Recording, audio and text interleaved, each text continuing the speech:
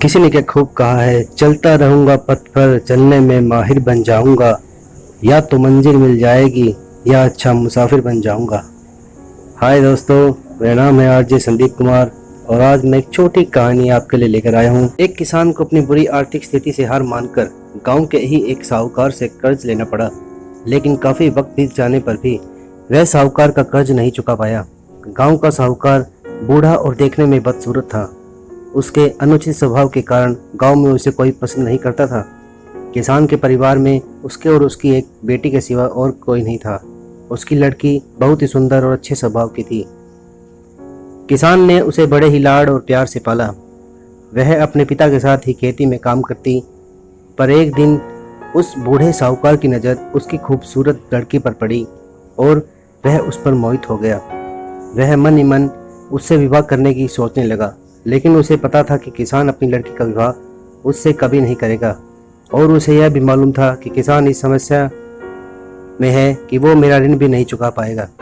इन सारी बातों में रखकर वह स्वयं ही एक दिन किसान खेत की ओर जाने वाले रास्ते पर आ पहुंचा। रास्ता छोटे छोटे कंकड़ पत्थरों और रोड़ियों से भरा पड़ा था। वह किसान और उसकी बेटी दोनों वहीं पर थे। उसने किसान से कर्ज के विषय में बात करते हुए उसके सामने एक शर्त रखी। शर्त यह थी कि अगर उसने अपनी लड़की का विवाह उससे कर दिया तो वह उसके सारे ऋण माफ कर देगा, वो भी ब्याज सहित। साहूकार की अजीब गरीब शर्त से किसान और उसकी बेटी भयभीत हो गए। उस धूर्त साहूकार ने आगे सुझाव देते हुए दोनों से कहा कि चिंता की कोई बात नहीं, इस शर्त का फैसला न मैं करूंगा न आप, इसे आप अपने भाग्य पर छोड़ दें। इतना कहते हुए उसने अपनी जेब से एक पैसे की थैली जो खाली थी उसे बाहर निकाला और उसे दिखाते हुए कहा कि इसमें एक काले रंग का और एक सफ़ेद रंग का कंकर रखूंगा। उसके बाद तुम्हारी लड़की को बिना देखे इस पोटली में एक कंकर निकालना होगा और शर्त यह रहेगी कि अगर उसने काले रंग के कंकर को निकाला तब उसे मुझसे विवाह करना होगा और तुम्हारे सारे कर्ज माफ कर दिए जाएंगे। अगर तुम्हारी लड़की ने सफ़ेद रंग का कंकर को निकाला तो इसे मुझसे विवाह नहीं करना होगा और फिर भी तुम्हारे सारे कर्जे माफ कर दिए जाएंगे। लेकिन अगर इसने कंकर निकालने से मना किया तो फिर तुम्हें जेल की सलाखों के पीछे जाना होगा।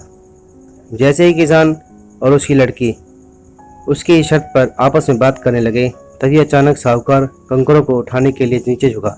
उसने जैसे ही 2 कंकड़ों को उठाया, उसी समय किसान की लड़की की नज़र उस पर पड़ गई। उसने देखा कि साहूकार ने 2 काले कंकड़ ही पोटली में रख दिए, जबकि नियम के अनुसार होना यह चाहिए था कि एक काले रंग का और दूसरा सफ़ेद रंग का कंकड़ खाली पोटली में रखता। खैर, उसके बाद साहूकार ने लड़की को पोटली में एक कंकड़ निकालने के लिए कहा।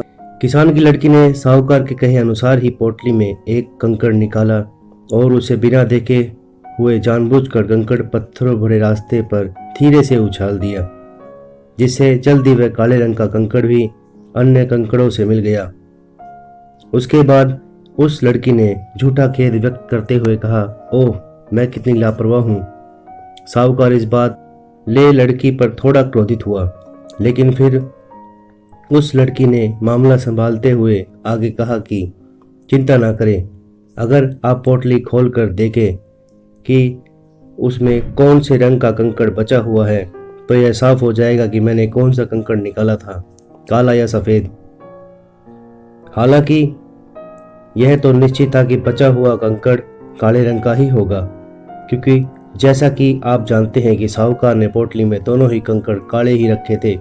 तो इस प्रकार यह सिद्ध हो गया कि लड़की ने सफ़ेद कंकड़ निकाला है। अब साहूकार चाहकर भी अपनी बेईमानी और धूर्तता को प्रकट नहीं कर सकता था। इस तरह उस लड़की ने बड़ी चालाकी से अपने विरुद्ध खड़ी परिस्थितियों को अपने पक्ष में कर लिया। दोस्तों, इस कहानी से हम आपको यह बताना चाहते थे कि समस्या चाहे कितनी भी जटिल क्यों ना हो, हम उसके बारे में सोचने और उसे सुलझाने के तरीकों को बदलकर उसका समाधान आसानी से निकाल सकते हैं। तो आपको ये कहानी कैसी लगी हमें कमेंट करके ज़रूर बताइएगा। Thank you.